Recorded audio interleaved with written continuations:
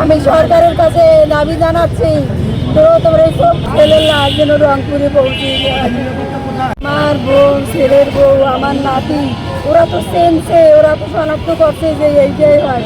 তারপরে ওরা DNA test করার জন্য এরা গড়িমসি লাগিয়ে দিচ্ছে কেন? আমি আমার ছেলেকে চাই, এটা আমার দাবি। ওদের গড়িমসি করার কারণে আমার ছেলের লাশ পৌঁছে যাচ্ছে।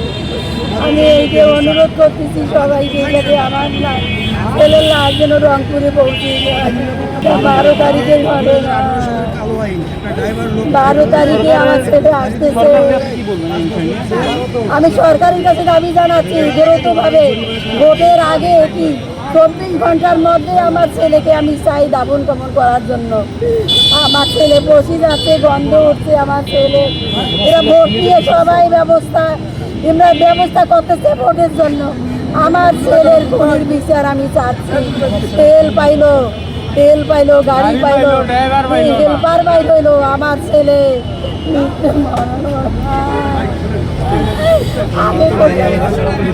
আমি সরকারের কাছে দাবি জানাচ্ছি, তো তোমরা 24 ঘন্টার মধ্যে আমি চাচ্ছি। অবিলম্বে 24 ঘন্টার ভিতর আপনারা আমার সুমন ভাইয়ের লাশ ফিরিয়ে দেন। আমরা রংপুরবাসী সুমন ভাইয়ের দাপন কাজ সম্পূর্ণ করব। আর সেই লক্ষ্যে 24 ঘন্টা যদি পেরিয়ে যায় তাহলে আসলে আমরা নির্বাচন কিংবা অন্য কিছু আমরা মানব না। আমরা ড্রাইভার ভাই রাজপথে বসে যাব। তারপরে কি হবে আসলে আমরা বলতে পারছি না। যদি ঊর্ধ্বতন সুশীল সমাজরা মনে করে যে আসলে আমাদেরকে বিশৃঙ্খলা করার জন্য আপনারা বাধ্য করতেছেন, আশা করি এটা করবেন না।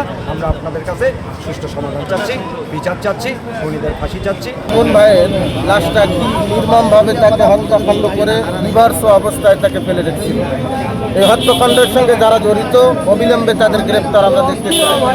আমরা যতটুকু মিডিয়ার মাধ্যমে জেনেছি, ফয়েজ নামের এক ব্যক্তি সে তেলটা কেনাবেচার মধ্যে জড়িত ছিল, কিন্তু ফয়েজকে গ্রেপ্তার করা হয়নি। আমার ভাইয়ের লাশটাও তারা দিচ্ছে না। এদের পিছনে কাদের হাত আছে, তাদের কত বড় হাত আছে আমরা দেখতে চাই।